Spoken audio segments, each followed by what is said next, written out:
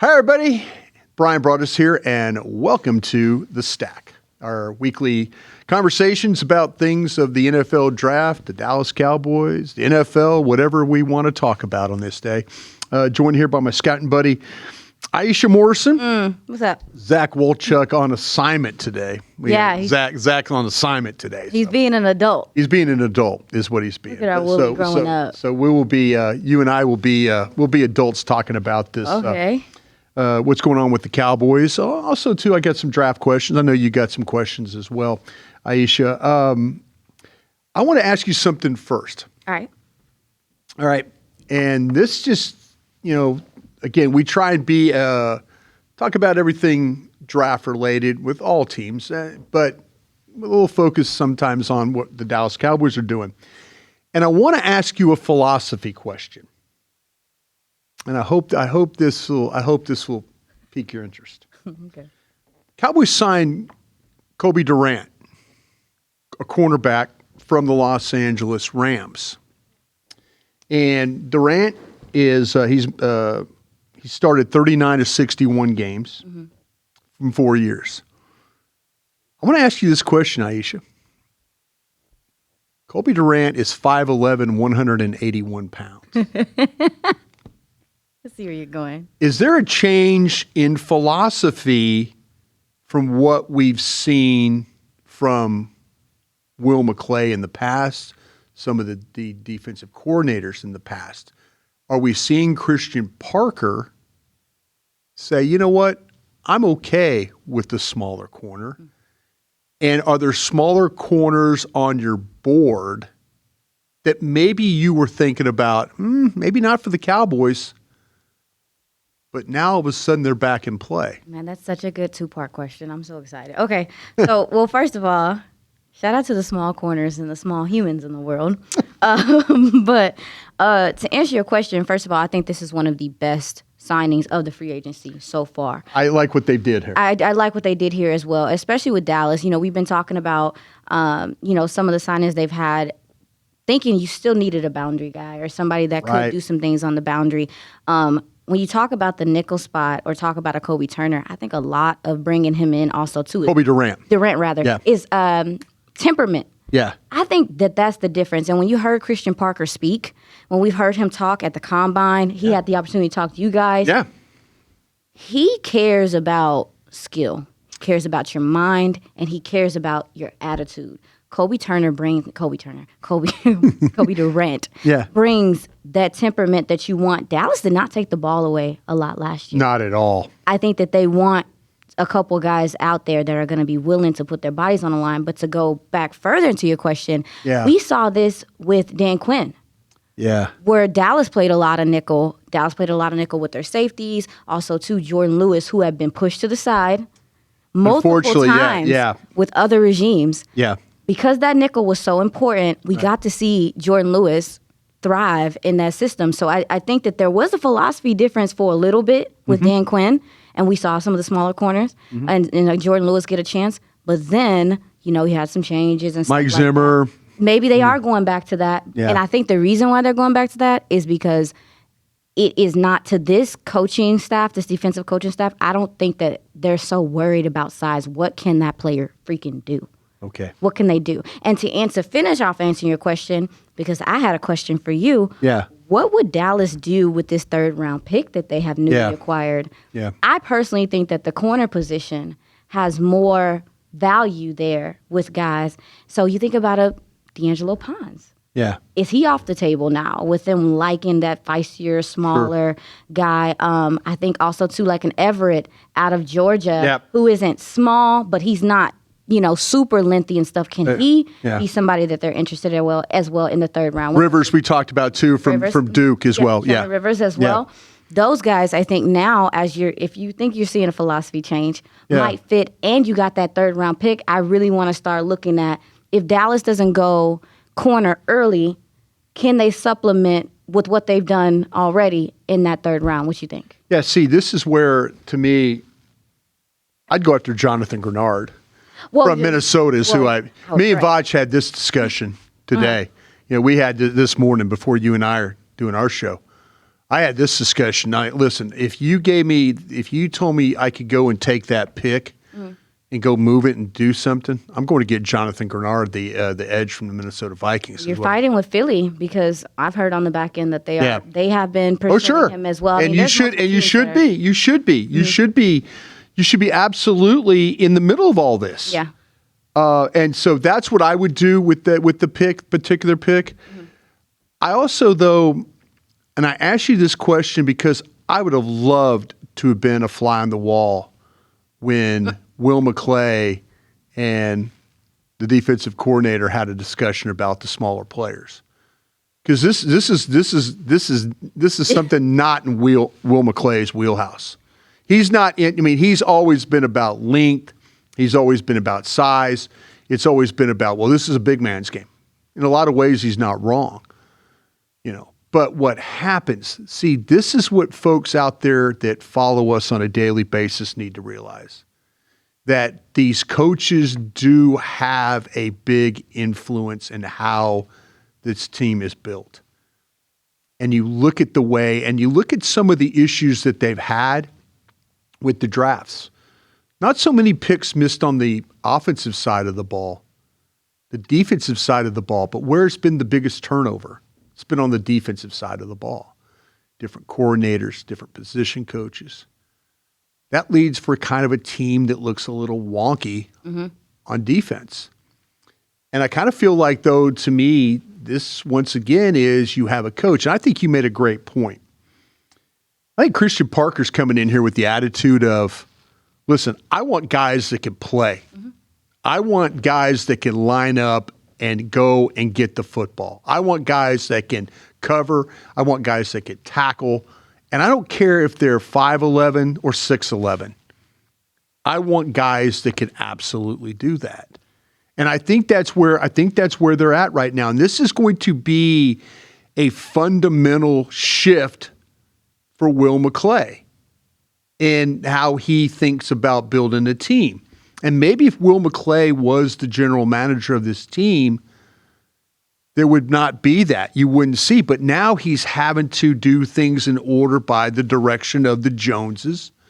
And Will wants to be able to, they're really big on consensus. They're really big. Sometimes consensus is great, except when your consensus is wrong. When all of a sudden you're wrong about Junior Fehoko. You're wrong, about, Mozzie Smith. You're wrong about Tristan Hill. They've been right too. They've been right. Bland was a right. I think there's been some rights. But this is a team right now that is going through I believe, a little bit of a philosophy change. And it's going to be, how is Will McClay going to be able to, and here's a guy, it's going to be really, really hard for him. He likes a certain, and the one thing that Will knows about, he knows how to win this division. He's done it before. He knows who plays at the Philadelphia Eagles. He knows who plays at the New York Giants. He knows who plays at the Washington Commanders. These are all things that he knows. He knows he's proven that he could go get the T-shirt and the hat. He's proven that he could do that. But now I wonder if we're going to see a big philosophy change. And you're right about Jordan Lewis. Jordan Lewis outlasted. There were guys that were not, Rod Marinelli's. Even though Rod Marinelli played with a Rondé Barber, he's still like, well, I don't know about the small corner guy. I don't know about that small corner guy.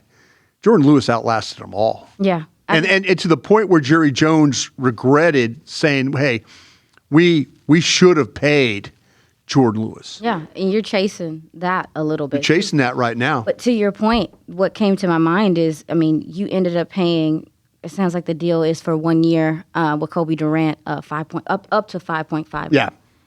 When you talk about a philosophy difference maybe coming in mind, I thought Dallas would kick the tires on Deshaun right after the year he had last year. Sure. Maybe bring him back because you needed a boundary corner. He's not going to be this expensive.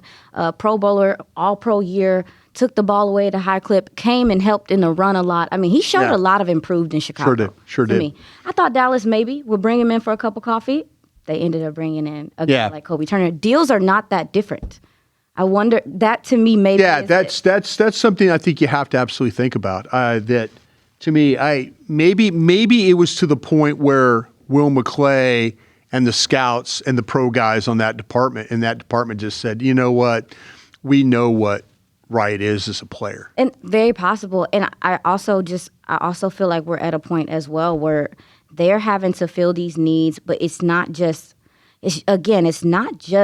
what can the guy do. You also need gentlemen that can communicate on the back end, that can, do what you need to do. And I also want to say, with this defensive change that we're talking about, maybe going into more 3-4, nickel base, stuff like that, what I expect to see on film if this team is working the way it's supposed to be, baby, when the ball is snapped, everybody should be stepping in the right direction. Sure. Because it is going to be, I think on the back end, there's going to be some disguising.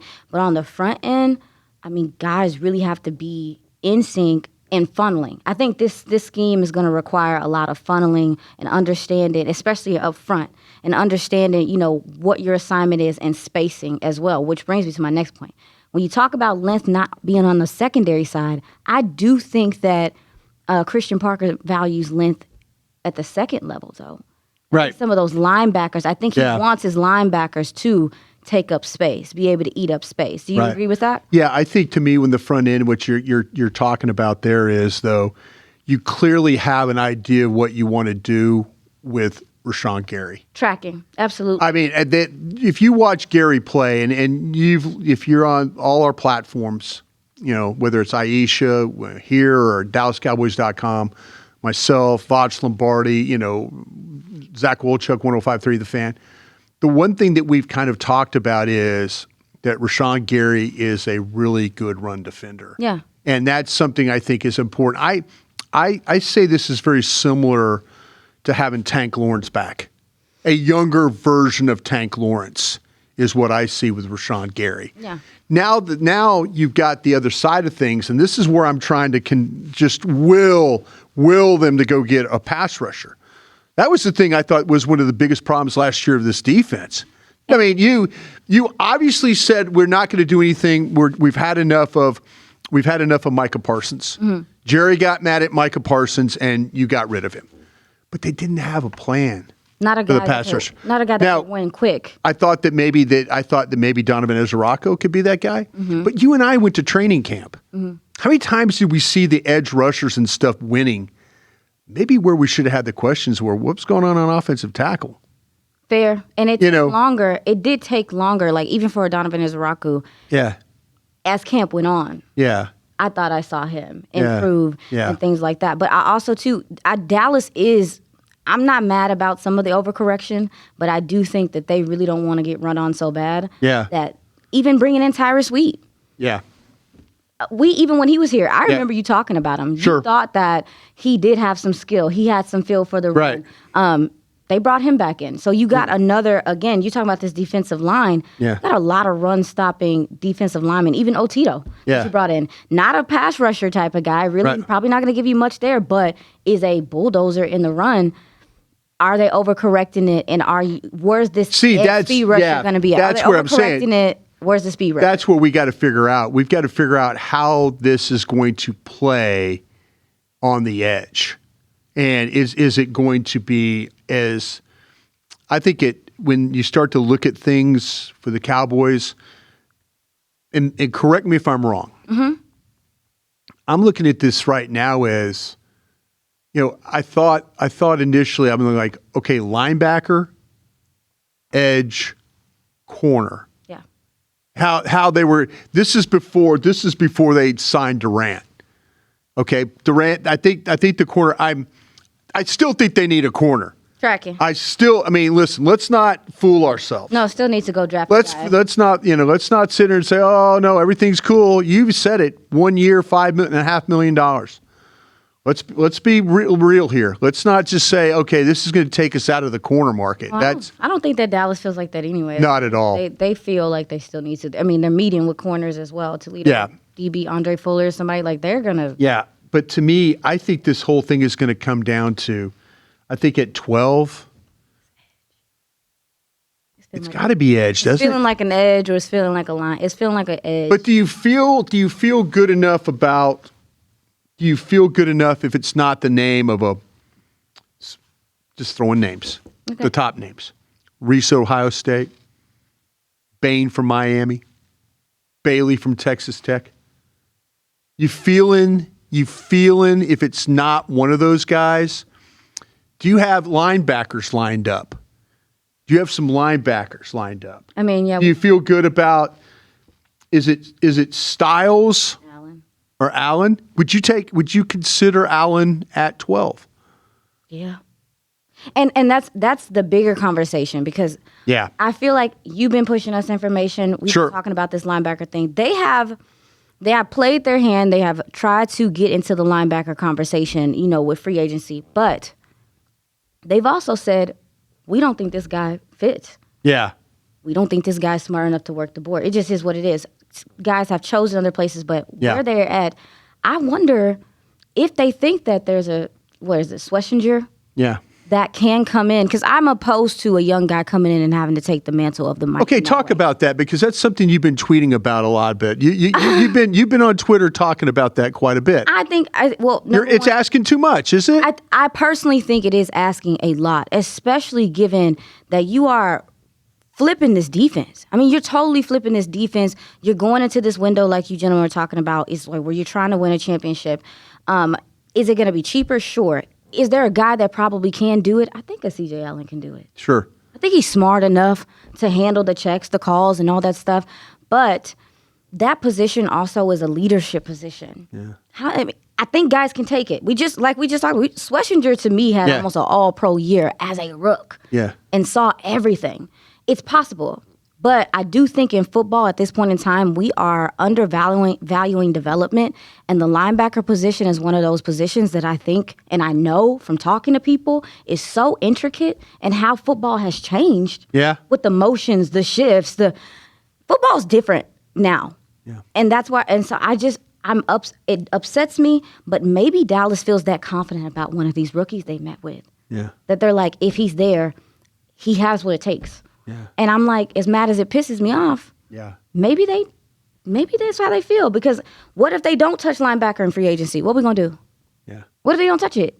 Yeah. What happens then to you? Yeah. See, that's the thing about it is I think we're to the point now. I'm about to cry, Bryan. I think we're to the point where the linebacker that they get is going to have to be from the draft. And if they do bring another guy in here, is it maybe? I don't know who's a gentleman. I thought I saw somebody mention not a Wags. Did he already sign the gentleman from was it Washington? No, it was a different guy. Bobby Carriquet? Yes. Did he already sign? No, did not. I don't think he did. So it's we tape. I mean, I might be completely wrong about this. You have to bridge. You have to have a bridge guy still. Yeah. Do you have any guys in mind that are still out there that could be a bridge guy at the very? I'm drafting. I'm drafting. You're just going to draft and I'm just going to draft. Okay. I'm going to draft. Okay. That's me. That's kind of where I feel that's like I'm me. trying to set my expectations. You know what? I'm going to go try and get better. Barnacles. You see, I'm okay. Let me ask you this. Mm-hmm.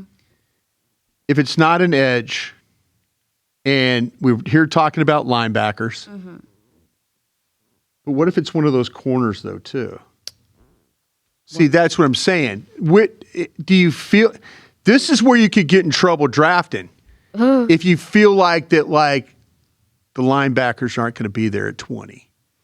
I will say.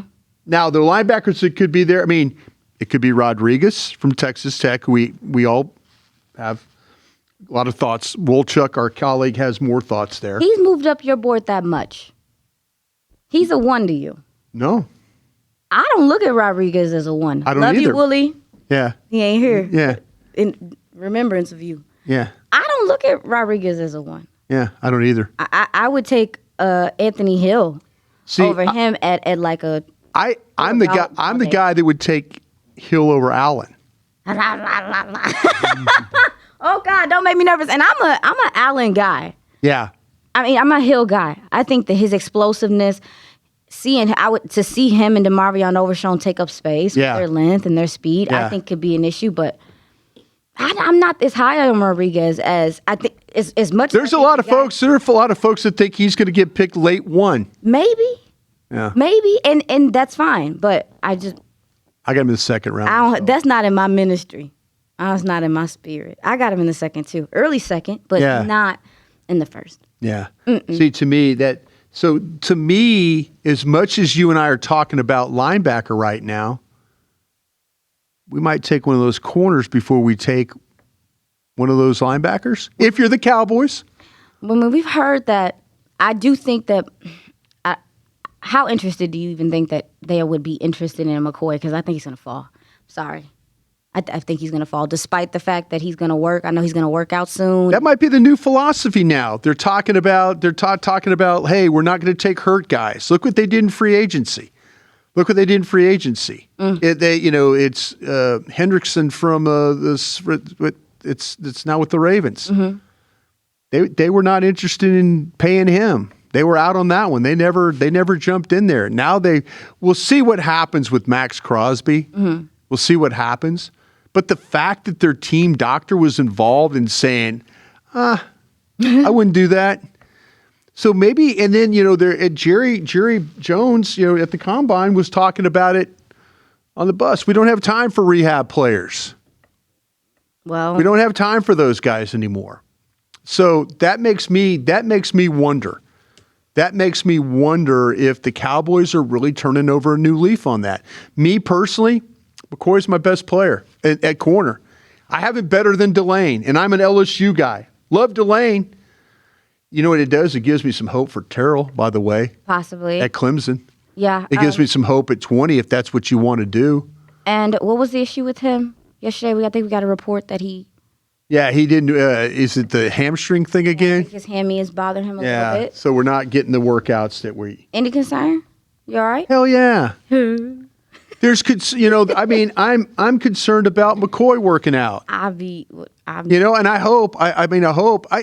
Listen, as a Cowboy, as guys that cover the Cowboys, this 12th pick is going to be really interesting because it could tell you. If they go out and trade for Greenard, say they do, say by some miraculous thing they trade for him, they send that San Francisco pick to Minnesota. My gosh, that frees stuff up for you to do. It just really, really does. And they probably are thinking, well, the edge group is pretty good. The edge group, it is pretty good. It's really good. It's really good when it's Reese, Bain, Bailey. I'll include Messidor in there as well. Mm-hmm. But we might be looking at Howell is who we might be looking at there at 20. If they don't take, but they need a pass rusher. They have to. They have to find somebody that can rush the passer and finish. And win quickly. Because they were bottom of the league in that last year. Yeah. That was a big problem. It was a problem. But I wonder if we got a change in philosophy. We're smaller corners. But to your point, and I think it's a very good point, is that this organization defensively, and people will applaud this, I think. People will applaud, hey, about time you go try and get just players. Right. Don't worry about the measurables. Just go get players. Jimmy's and Joe's. Just go get players. That's the bottom line. Maybe this coach is bringing that type of philosophy to Will McClay in the scouting department. Well, and we heard Will McClay say at the Senior Bowl when I don't know if it was you gentlemen, but somebody asked him, when you talk about brain work, which he said is what stood out to him, who's a guy that you have had that you thought his brain worked, and he was Jordan Lewis. So it kind of goes back to what you were saying before. Absolutely. Let me throw another question at you. With what's going on in free agency, what do you think about the running back Love potentially at 12? For who? Dallas. I think the Giants are going to take him. I think the Commanders or the Giants is going to take him just to mess with us. I have no faith. I'm sorry. I have no faith. I don't feel like seeing him in the division, but I think either one of those teams. You had some teams like the Kansas Cities and Tennessees and others that went out and signed running backs. So that does change things. Sure. I do think that the Commanders, and if I'm not mistaken, the Giants are two teams that I think need. You're not going to have him stacked high enough over a defensive player, are you? Probably for me, no. And because I think that Jeremiah Love is a hell of a player, but I also understand that this class is meh. Yeah. And so when you're talking about the level of competition in this class, it is literally him and everybody else. And I'm trying not to take that into account too much and take away from his ability, his natural ability, how explosive he is. But I'm also just like, am I looking at this with a fresh set of eyes in comparison to the rest of the class? And it is a class that's like meh. Let me put you on the spot then. Okay. Let me put you on the spot. You're working today with a guy that loves the running back position. You're so sick. Yeah. Okay. Where are you on this, young eyes? What? The picking him up at 12? No, just running back being in maybe a top 10 position. Because there's a side of the new evaluators like yourself that are like, you can't take a running back that high. I've always felt like right now in this NFL, that draft, remember the first draft we worked? That was the Jahmyr Gibbs. Yeah. That was, and I remember asking Chris Vaughn when he came and spoke to us on the draft show. Right.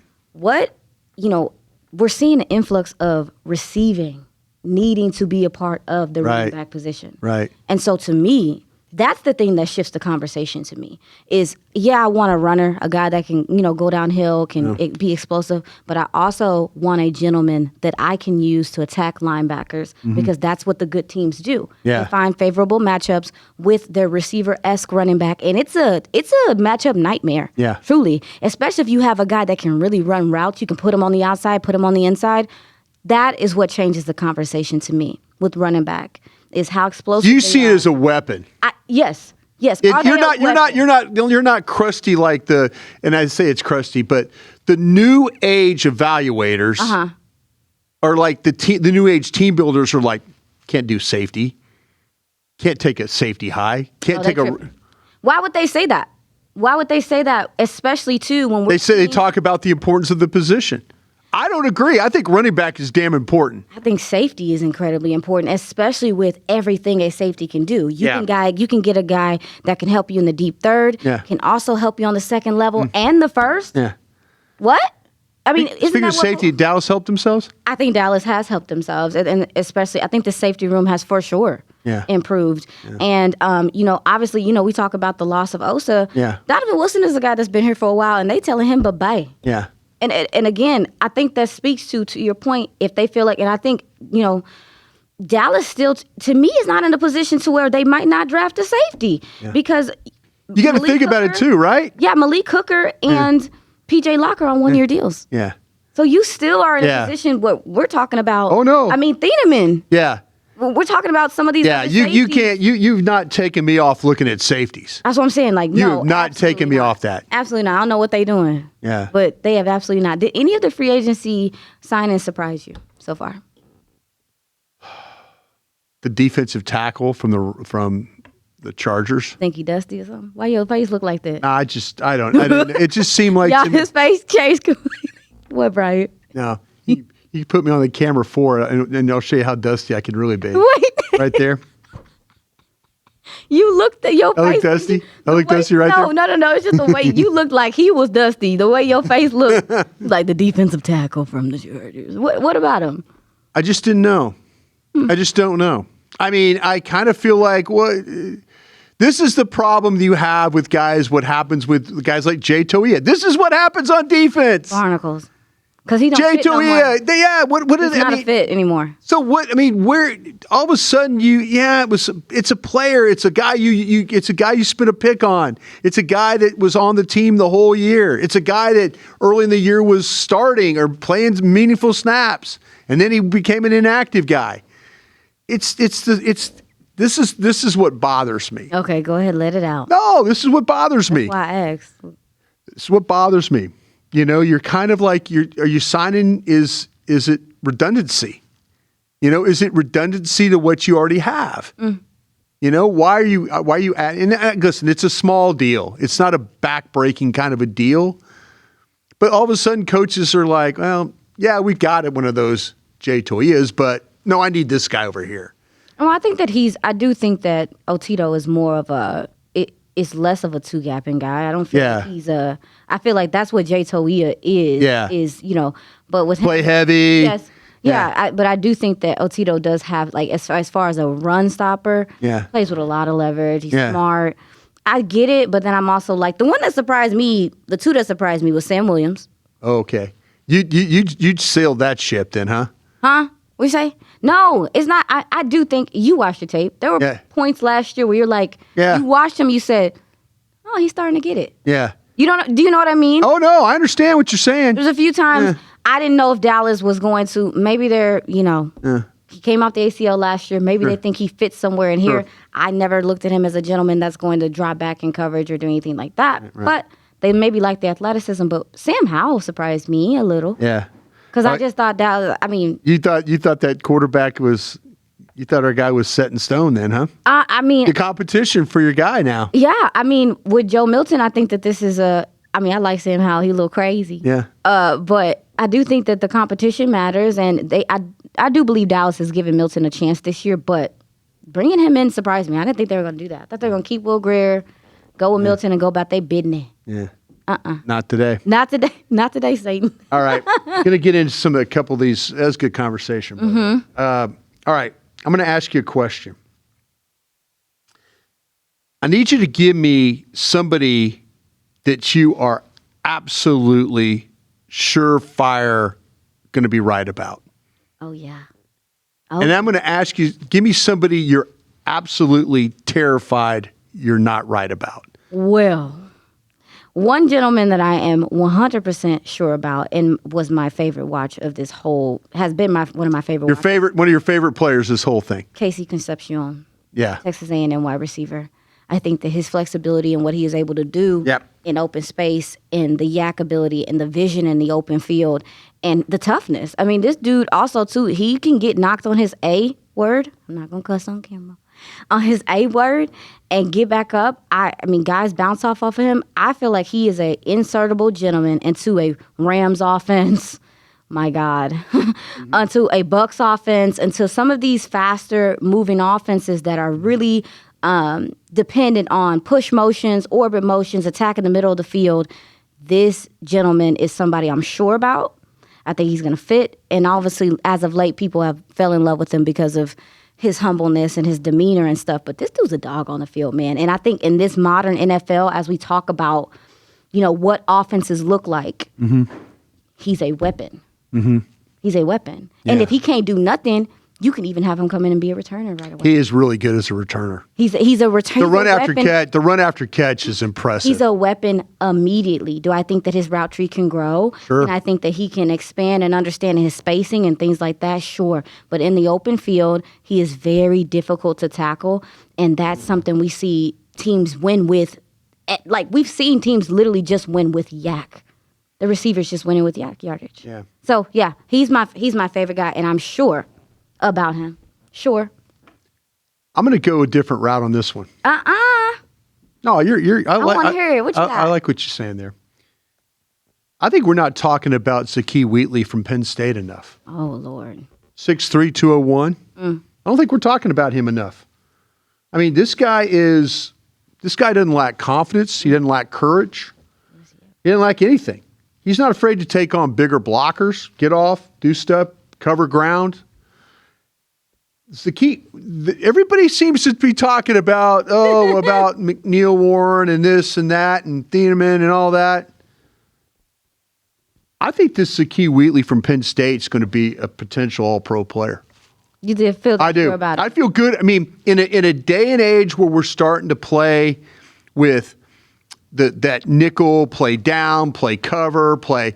Jalen Thompson's that kind of guy for the Cowboys. Jalen Thompson did his press conference with the Cowboys media yesterday. He says, I'm a defensive back. Zakee Wheatley's the same way to me. He's a defensive back. I think this kid can play everywhere. I think he could cover. I think he could play down. I think he could play back as a single high guy. He's got some big-time range for the position. Also durable as hell. Played a lot of football at Penn State. A lot of football. And I think that's, to your point, what you see in him is, he's instinctive because he knows. He's been doing it for a while. Oh, no, he's been doing it for a while. Mm-hmm. He's been doing it for a while. I'm going to give you another guy. Okay. I'm going to give you another guy just because. That you're sure about. And listen, the measurables and all that stuff is going to be, and it's so funny because Voch Lombardi and I talked about this guy this morning. Okay. I'm surprised I'm this late to the party on this guy. I think this Max Llewellyn. Oh, I watched him last night. Give me some thoughts about. What do you think about Max Llewellyn? Oh, no. You go ahead. Let me find him. All right, I watched him last night though, and that's funny that you were talking about. Okay, listen. This is not a first round guy, not even a second round guy. I'm just going to tell you what. 6'6", 258 from Iowa. Play left, play right. I think he could stand up. I think he could put his hand down. The measurables are going to be the metrics that you're going to get on him. You're not going to like. You're not going to like the speed. You're not going to like the vertical jump. You're not going to like the broad jump. This guy's a football player. That's what he is. I think he's perfect. If you're a team out there, getting choked up about this guy. Looking at you. If you're one of these teams that is interested in playing with a wide 9, a guy that plays all the way to the outside and can rush the passer, or play that 4-eye that you've heard a bunch of the Cowboy media people talk about and the coaches that plays on the inside of the tackle and can get off blocks and make plays. Max Llewellyn is your guy from Iowa. And I'm interested. I don't know if Dallas is going to draft this guy, but somebody will. There's consistency about his game, the way he's able to play with smarts, the length that he has. He's not going to win with explosive athletic plays. But where he's going to win is he's going to win with effort. He's going to win with technique. He's going to win with hustle. He's going to win with smarts. A lot of these Iowa kids are that way. They're well coached. They're tough kids. I am a big fan of this player. So he is a guy that I think nobody's talking about him up at the top of the board. But I'm sure going to talk about him as a player when a guy that's going to do some really good things in this league. So I'm going to stand on the ledge for this one. No. I see the vision. Hawkeye, stand up. I see the vision. He's tall. Yeah. And I think he uses his length and his reach. Obviously, it's not elite. It's not like high level, but it's well enough. He's lean. I think that he has decent burst. For who does he remind you of? I was trying to think of that. Who does he remind you of? Because that's what I was wanting to ask you. Is who he reminds you of? Yeah, I'm waiting to see if you're going to pick up what I'm putting down. You got somebody in mind? Yeah, kind of. I think a gentleman like a Herbig is a little bit more explosive, but the traits are similar in a sense of Pittsburgh. He's from Pittsburgh. That he's good lateral agility, length, has a know-how for the game. Obviously, Iowa, smart player, heavy player. I think he's more of an edge than like an outside linebacker type guy, but I do think that some of the traits are similar there. But who do you think he reminds you of? See, we don't see that many. Yeah, see, that's what I'm saying. That's what I'm saying. But 6'6" and 258. He's tall as heck. He is tall. I'm going to have to go back and I will go back and I'll circle back with you on that because I got to think about. Just off the top of my head, it's the most because he's not the best athlete. No, but it's effort, and it's sometimes effort. It's motor. It's awareness. Yeah, I mean, it's all those things you see in an Iowa football player, and I really like this kid a lot. Yeah. All right, to end this day, give me somebody that you just like. Man, I've got a really big chance of being wrong about this cat. I'm not going to say that I have a chance of being wrong, but I will say... Or the league has put somebody out there that you're not too sure about, and it's kind of made you nervous. I have one, and a guy that we started watching early on that we really liked, and as this process has gone on, I feel like it's gotten really hushed from him. Kamara Ramsey. Oh, the USC. I feel like USC safety. Yeah. I feel like as this process has gone on, he has kind of fell down a lot of people's boards. And you wonder why. And I wonder why. Yeah. I mean, what are you seeing? I wanted to ask you because I I thought he was a willing tackler. I thought he played with some violence. I thought he had blitz ability. I thought that he could. I really felt like he had some versatility, recognition in zone. He floats well. And then all of a sudden you look up and is the play strength a problem? I know the size was concerning for some people. What's happening to this nugget? Because I see him. I haven't moved. Into did you have him in the second round? Where did you have him on your stack? When we first started, I had him about in the second, but now. Yeah, I've always had him in the third. That's what I'm saying. He's moved down to. I kind of feel like there's a teammate of his, Fitzgerald. You petty. That might be a little bit. I got Ramsey higher, but Fitzgerald. Have you seen Fitzgerald? I have not watched him yet. But I do think you petty for saying this. Actually, I was watching. I couldn't noticing the teammate. Yeah, I think Ramsey's got some really, really good ability. I do, but I've always saw him as a third round guy.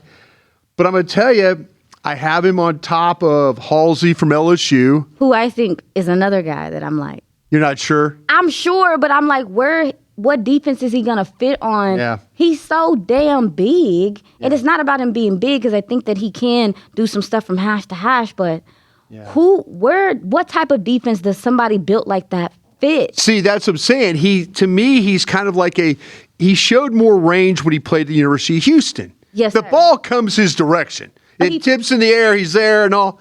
LSU, he looks bigger and bulkier than he did at Houston. Maybe we need to do some digging on if there was some changes for him or something. I don't know, because man. I saw a more fluid, a little bit more free-flowing player at Houston, and then at LSU, he's a little bit more, like you said, boxy, a little tighter, whatever. And he's a gentleman that at the beginning of the process, people were really high on, and he's kind of falling into the shuffle because the safety class is so big. Yeah. Sorry, go ahead. No, you're right. You asked me who else safeties, about him not. I'll tell you the position I'm having the most problems with is the offensive tackles. That's the one I'm having the most problems. I can't stack these guys worth a damn. I really can't. And I feel bad about this, but because I'm not sure if I got this Freeling really wrong. I know that I say that a lot on a lot of platforms. You making me second guess myself because I'm like, You like him? No, I mean, I say it like... I didn't think he was a first round tackle. I didn't think he was a first round tackle either. When I watched him, and maybe it's because we've been spoiled. Yeah. Because this last 3-4 years, it's been pretty good first round tackles. Yeah. Tackles so good that teams are like, oh, well, yeah, we're going to draft him a tackle, but we probably can bump him into the end zone. Yeah. Like, that's what we've been used to. But this guy is he's a left tackle, and he's a left tackle. Yeah. And in comparison to the rest of the left tackles, he's the one of the everybody's got this guy. Guys. Everybody's got him super, super high. So I'm not. This is one of those things. Like if you're like out there trusting the Krusty Scout to kind of get this stack right of the offensive tackles, I'm Malinois. I absolutely love. And then from that point on, man, I love the Arizona State kid, but I don't have a good feel for this group. I just don't. And I've watched the film and I want to say that, I've done the work and all that. When it comes to stacking these guys, I'm going to have some guys probably really out of whack. The tackle. Because I'm going to be comparing them to wide receiver. I'm going to compare them to, I'd rather have this edge rusher than these tackles. Watch them all play a ton. Center class is a little. I think there's some sleepers in there. I think this center class is very quiet. They're kind of small guys. Is that what's happening though? They're is light. That a trend we're seeing? I know it's weird. At the center position that we're seeing more centers be light in the butt. It's weird. It's weird. It really is. Okay. It is. No, you're right. You ain't got. Okay. You're right. You're right about that. All right. I want to hear what else you. No. That's another day, another show. We gotta do this again. We gotta do this again. Gotta do this again. Thank you, buddy. Appreciate you. Appreciate your opinion on that. And again, thanks to everybody out there who's following along with us. Hey, guess what we got here? We got stuff. We got merch. We got merch. How about that? The stack. How about that? You can take your notes in that. Yeah. Iisha, she used to do this all the time. I know. I do it at home now. I have mine. Now she types everything out. But yeah, you can check out everything on our website on crownglobalmedia.com. All the shows are on there, bios, everything you want to know about this. Voch has got some shows on there as well. We have our merch on there. We've got a separate thing too, Iisha, now the clips page that we're using too, where you can go and we'll have conversations about these players. And you're like, hey, what were they talking about? What player were they talking about? Well, you could go to the clips, find it, and you can get the full body of work with that. So really do appreciate everybody hanging out with us. And again, for my buddy Iisha Morrison, Zach Wolchuk will be back with us next week. I'm Bryan Broaddus, and we will see you next week on The Stack. Keep trusting your eyes, folks.